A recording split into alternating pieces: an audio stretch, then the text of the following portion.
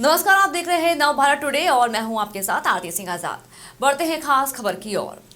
सलमान खान का show big boss तो आपने देखा ही होगा। शो में जब आवाज गूंजती है कि बिग बॉस चाहते हैं तो लगता है कि इस दबंग आवाज के पीछे कोई जबरदस्त आदमी होगा। उस आदमी का नाम है विजय विक्रम सिंह। विजय 13 साल से बिग बॉस के नैरेटर हैं और सलमान खान के बाद उनकी आवाज ही इस शो की सबसे बड़ी पहचान है।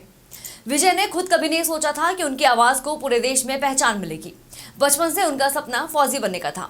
18 साल की उम्र तक उन्होंने अपने सपने के लिए जी जान लगा दी। आर्मी के लिए एग्जाम दिया लेकिन रिजेक्ट हो गए। रिजेक्शन से ऐसे टूटे कि 19 की उम्र में शराब पीनी शुरू कर दी। अगले 5 साल में 7 बार और रिजेक्ट हुए तो खुद को शराब में डुबो दिया। नशे की लत ने ऐसा जकड़ा कि 24 से 25 की उम्र तक आते आते दिन की शुरुआत ही शराब से होने लगी। इतनी शराब शरीर पर भारी पड़ी और लीवर जवाब दे गया। डॉक्टर ने कहा कि उनके बचने की उम्मीद सिर्फ 10% है। अस्पताल में वो 35 दिन रहे लेकिन उस दौरान ही उन्हें जिंदगी को नए ढंग से जीने का मकसद मिल गया। इसके बाद विजय ने सरकारी नौकरी की, फिर मुंबई आए और यहाँ शुरू हुआ बिग बॉस नैरेटर बनने का सिलसिला। 2018 में उन्होंने एक्टिंग करियर भी शुरू किया। उन्होंने फैमिली मैन, स्पेशल ओप्स 1.5 और फर्जी जैसी वेब सीरीज में अपनी एक्टिंग का कमाल दिखाया है। अब पूरा देश विजय विक्रम सिंह को उनकी आवाज से ही जानता है।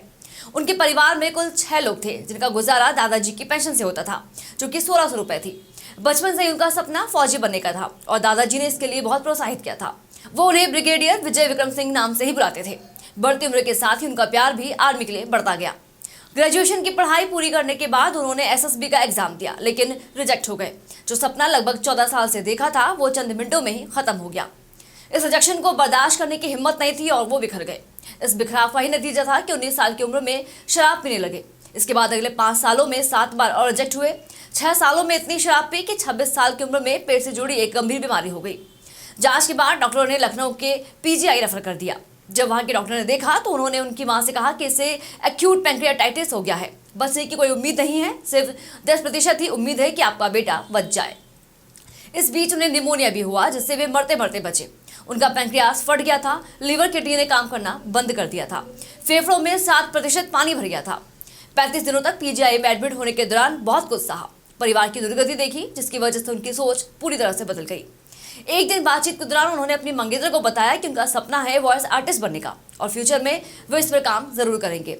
इस पर उन्होंने कहा कि आगे जाकर क्यों, अभी कोई खास जिम्मेदारियां भी नहीं है तो उन्हें अभी रिस्क लेना चाहिए। पेरेंट्स के बाद उनकी वाइफ ही रही जिन्होंने उनके क्रिएटिव काम को समझा और कदम कदम पर उनकी हौसला अफजाई करती रही।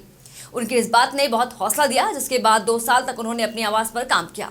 उन्होंने अपनी सरकारी नौकरी छोड़ दी और एफएम में काम करने लगे। एक दिन उनके पास बिग बॉस बनाने वाली मीडिया कंपनी एंडेमॉल से कॉल आया। उन्होंने कहा बिग बॉस में वॉइस नैरेटर की जरूरत है, अगर आप ये काम करना चाहते हैं तो अपनी रिकॉर्डिंग की एक सीडी हमारे ऑफिस भिजवा दीजिए। इसके बाद उनके पास 2 महीने बाद ऑडिशन के लिए फोन आया। उन्होंने ऑडिशन दिया और इसके अगले दिन वहां से उन्हें काम करने का ऑफर मिला। ये थी कहानी विजय विक्रम सिंह की। हाजिर होंगे कई और बड़ी खबरों के साथ। देखते रहिए नव भारत टुडे। नमस्कार।